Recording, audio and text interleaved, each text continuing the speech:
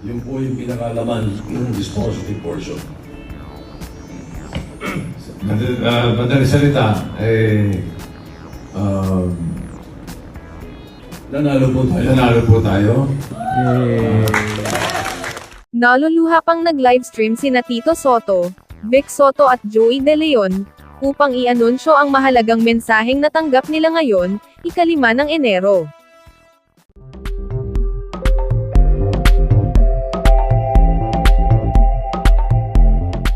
Ang Itbulaga ang itinuturing na longest-running noontime show, hindi lamang sa Pilipinas kundi maging sa buong mundo, kung saan sina Tito Soto, Vic Soto at Joey De Leon ang orihinal na hosts ng naturang programa.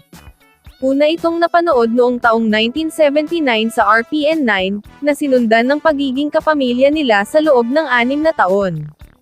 At ang pinakahuling naging tahanan nila ay ang GMA7, sa loob naman ng 28 taon. May 31 nang dumulantang sa publiko ang pamamaalam ni Tito Soto, Vic Soto at Joey De Leon sa Tape Incorporated, at noong June 7, kinumpirma ng TVJ na ang TV5 na ang magiging bago nilang tahanan, gayon din ng iba pang dating Itbulaga host na piniling sumama pa rin sa kanila.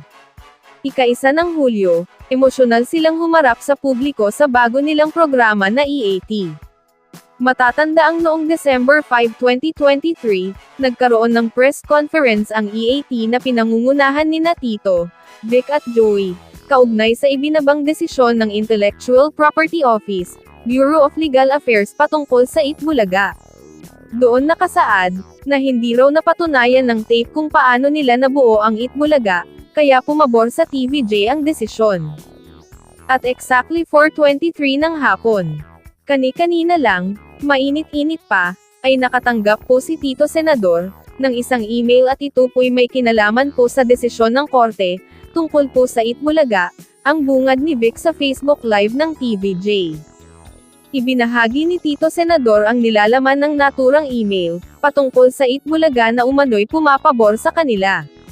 Wherefore, judgment is hereby rendered in favor of the plaintiffs, against the defendants. Ang plaintiffs po Tito, Vic and Joey. Sa madaling salita, nanalo po tayo, ayon pa kay Vic. Pinaningan po ng korte yung ating sinasabi, na tayo po ang may-ari ng Itbulaga. Dahil dito, taos-pusong nagpasalamat ang tatlo sa lahat ng sumuporta sa kanilang laban na ito. Maraming salamat sa inyong pagtangkilik, maraming salamat sa inyong mga dasal, unang-una sa lahat sa Panginoong Diyos, thank you very much my dear Lord God. Sa madaling salita, atin talaga ang Itbulaga, giit pa ni Vic Soto. Narito ang kabuuan ng kanilang anunsyo. Live na ba yan? Magandang hapon po sa inyo lahat. Sa lahat ng kaibigan namin, yung mga nanonood sa Facebook Live. Sakto, 5. Marahil, nagtataka kayo kung anong ginagawa namin dito. Hindi po kami kakanta.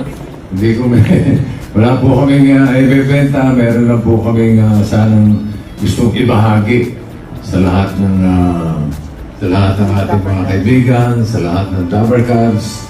Dahil kami po ay nandito po sa TV5 Media Center. Galing po kami ng sa kasalukuyan po. Nagmi-meeting kami tungkol sa anong plano for the new year, for 2024, yung mga pinagpaplano para mas mapaganda ang ating programang Itbulaga. Ngayon, mga exactly 4:23 ng hapon, kanina lang, may edit pa.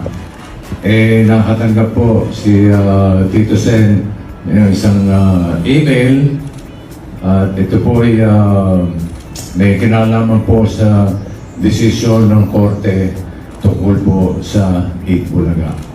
At narito po si Tito Sen para basahin ang isang portion. Napakahaba po ng desisyon ng korte. Marikay ng court, no? Maraming explanation pa kasi siyempre itong sa nilalahad doon sa decision ng Korte, so mahaba po yan. Ang babasahin na lang po namin ay yung dispositive portion. Gusto po namin na kayo, ng mga kaibigan namin, kasama namin, mga kapagkat namin, ang unang makaalam nitong balita na ito. So, babasahin ko na nga, yung dispositive portion na sinasabi. Wherefore, judgment is hereby rendered in favor of the plaintiffs against the defendants. Ang plaintiffs po, Tito Vic and Joey, kasama si Jenny at saka si Derek Pucci, permanently enjoining defendants, Television and Production Exponents Incorporated and GMA Network Incorporated from 1. Using the trademarks EP, 8 Bulaga and EP, including all the logos associated with the subject marks in its shows, programs, projects, or promotions. And number 2, using the Ibulaga jingle/song or any part thereof in its shows, programs, projects, or promotions. And 3, airing and broadcasting a playback of any and all recorded episodes of the Ibulaga show prior to 31st May 2023, its segments or any portion thereof in all channels and platforms. Moreover, defendant, blah, blah, blah, blah, marami pa po. Meron pong mga damages na binabanggit at lahat po ay in favor sa atin. Pati yung sinabi po dito na pursuant to sections 151-2 and 161 of Republic Act 8293, ito po yung Intellectual Property Office. Sabi, the Intellectual Property Office of the Philippines, through its proper unit/head officer, is hereby directed to cause the cancellation of the following trademark registrations in the names of Television Production Exponents Incorporated from its records, database, and/or registry to it. Yun po yung pinakalaman ng dispositive portion. Madaling salita, Nanalo po tayo. nanalo po tayo.